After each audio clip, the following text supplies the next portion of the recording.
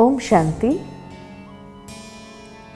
पिछले 2 एपिसोड के अंदर हमने आत्मा की वास्तविकता तथा आत्मा की बैटरी को चार्ज करने के तरीके के विषय में हमने सुना। आज का जो सत्र है उसमें हमारे मन के कई प्रश्न उसको हम देखेंगे। खास करके मनुष्य के मन के अंदर ये प्रश्न होता है कि आखिर आत्मा का इस शरीर के साथ क्या संबंध है, कहाँ से आते हैं, कहाँ जाना है, क्यों आए हम इस संसार के अंदर, आखिर भगवान ने ये दुनिया में हमें क्यों भेजा। ये अनेक प्रश्न मन के अंदर होते हैं। आज इन सारे प्रश्नों का जवाब हम देखेंगे कि वास्तव में आत्मा ईश्वर के धाम से इस संसार में जब आती है, शरीर में प्रवेश करती है, तो शरीर तो एकमात्र वस्त्र है। वो आत्मा इस शरीर के अंदर कहाँ निवास करती है? तो मेडिकल साइंस के द्वारा ये प्रमाणित किया गया है कि आत्मा का निवास स्थान भ्रुकुटी की मध्य में है, अर्थात हाइपोथैलेमस पिट्यूटरी ग्लैंड के बीच में है, जिसका सरफेस मार्किंग भ्रुकुटी की मध्य है। अर्थात ये भ्रुकुटी से ठीक 2.5 इंच पीछे और ऊपर से 1.5 इंच नीचे वो एग्जैक्ट लोकेशन आत्मा के निवास स्थान की है।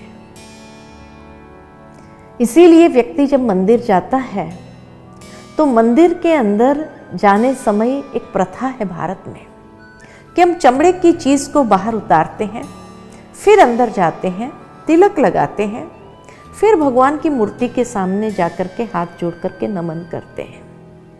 ये प्रथा चलती आई है। लेकिन ऐसा क्यों करते हैं?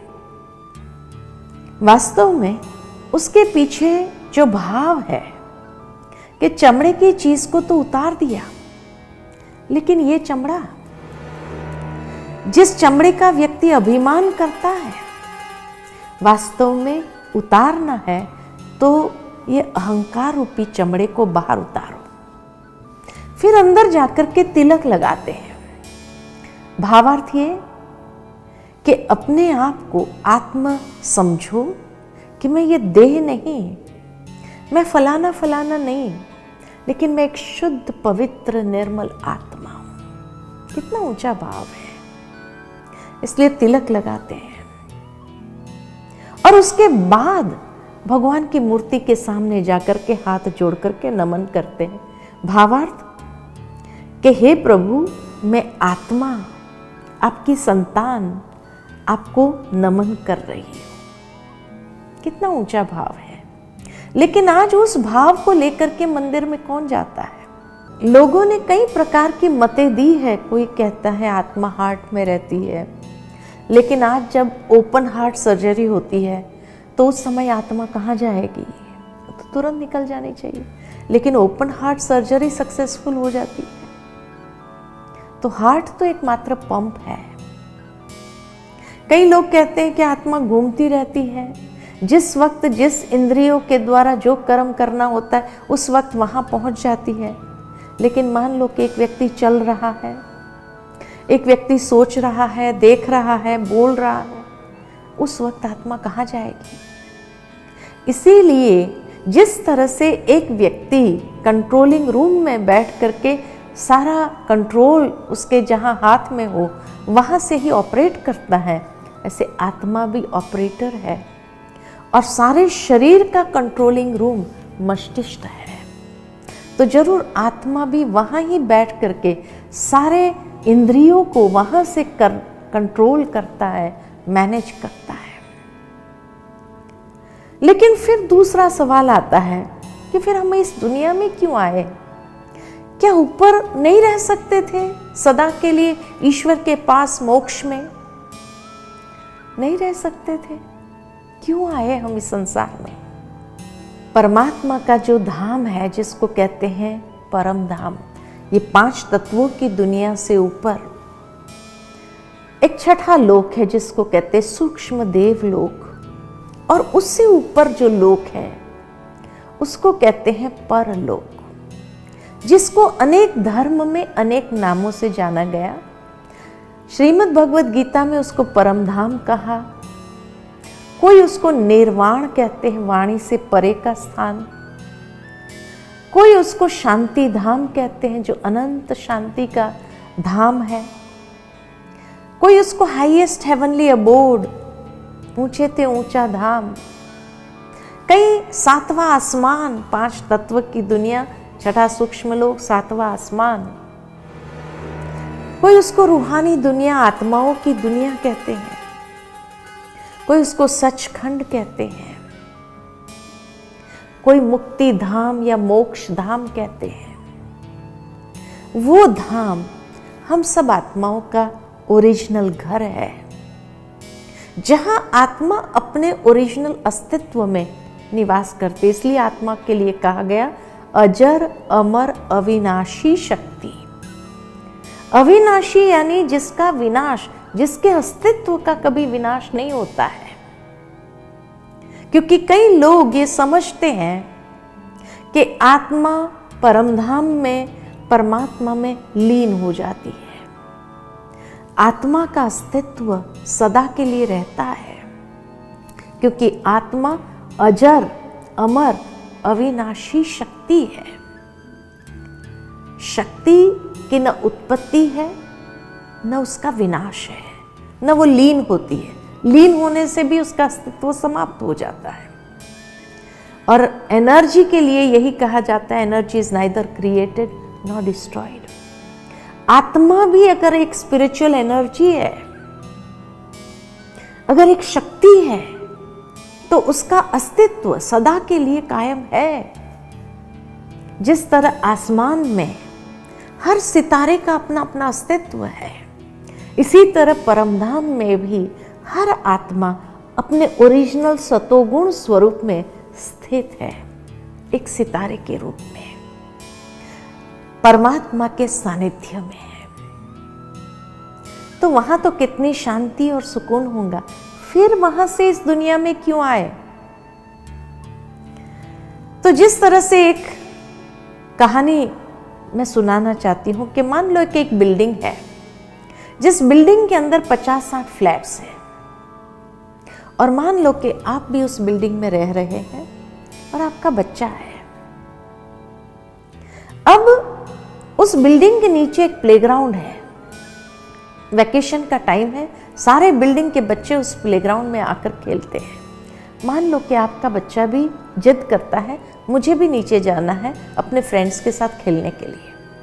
उस वक्त आप अपने बच्चे को कहो कि नहीं बेटा, नीचे नहीं जाना है, नीचे का जो खेल है बड़ा रफ खेल है, तुमको कोई ने धक्का दे दिया, गिरा दिया, चोट लगी, फिर इसे तो तुम ऊपर ये कंप्यूटर गेम्स खेलो, मेरे साथ रहो, कितना अच्छा लगेगा।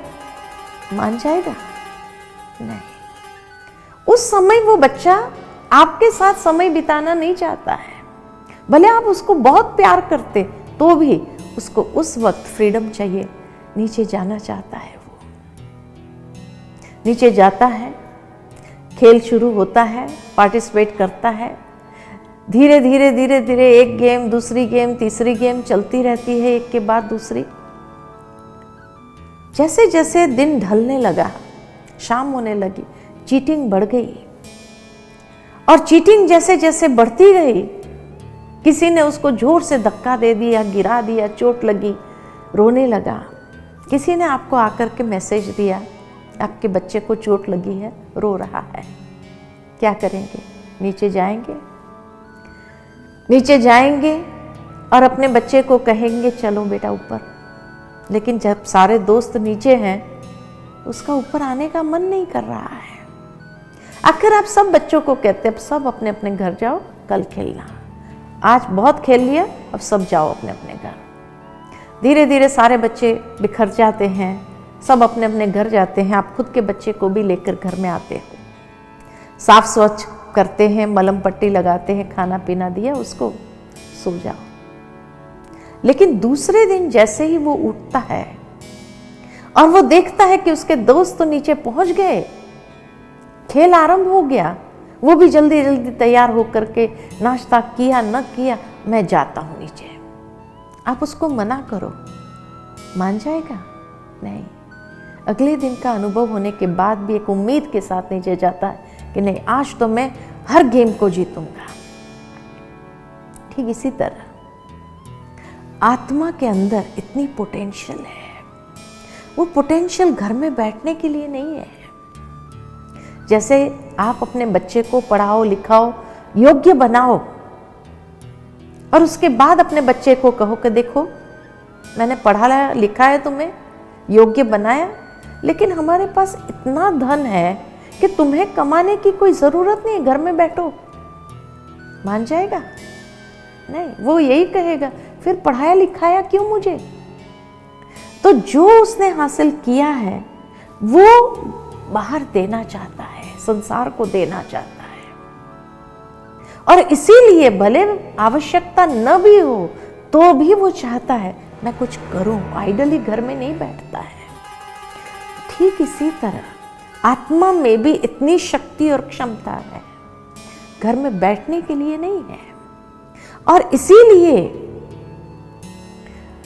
ईश्वर ने भी एक ऐसा प्लेग्राउंड बनाकर दिया है जहां हम अपनी शक्ति, क्षमता, योग्यता को सही दिशा देकर के यूज करें, क्योंकि आइडली घर में तो बैठेंगे नहीं, भले ईश्वर के सानिध्य में है तो भी।